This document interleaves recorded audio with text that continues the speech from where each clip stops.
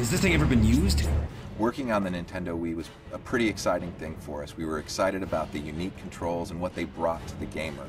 So when we sat down to build the game, we made sure we always had a Wii remote and a nunchuck in our hands as we figured out what controls felt natural and most fun for the game. One of the new features that we're bringing to Dead Space Extraction is actually exclusive to the Wii, and we call it the glowworm. So there's going to be places in the game where it goes pitch black, really terrifying.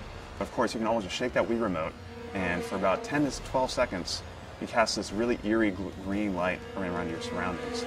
Great for seeing enemies coming out of the darkness, trying to find power-ups, and find your way around the Ishimura and the planet surface. Calm down. For all we know, that feed could be from the colony. You don't really believe that?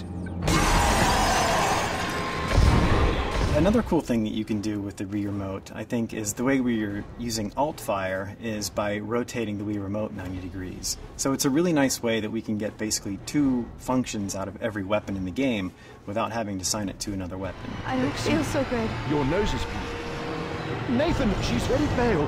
Can we stop for a moment? No time. Man up, sweetheart. One of our big goals with the game was to make sure that we had unique control methods for people that wanted to play with the Wii Remote and the nunchuck, or those that really wanted to use their zapper. So we really focused on making sure that the zapper controls felt just as good as the normal Wii Remote and nunchuck controls feel. There you can see a melee attack being executed, and that's performed by just simply slashing your nunchuck left to right or up and down. That'll actually perform a melee strike. Go! Hit it! I did!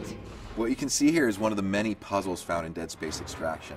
We really wanted to make sure the puzzles felt interactive for both players, so what we've done is we actually make the players coordinate together. From each section of the puzzle, it alternates from player 1 to player 2. What this does is focus one player to fend off the enemies while the other player is working on the puzzle, and then they have to switch back and forth.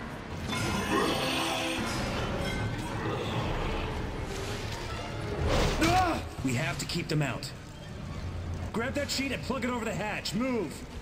In this scene, you're actually using your rivet gun to rivet these panels into place. The idea is you're blocking the necromorphs from entering the scene through the vent. And the way that that's done is simply rotating your Wii remote and shooting rivets into each of those corners of the panels, the little areas that are lighting up.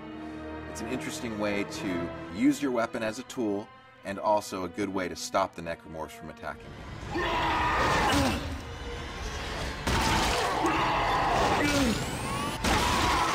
Making a game for the Nintendo Wii presented all kinds of unique challenges. We didn't want to get into a situation where we were making the player wave their hands all over the place all the time for nonsensical reasons. We wanted to make sure when you're actually doing a gesture, it resonates with what you're doing in the game. And we feel pretty happy about what we've done on the system.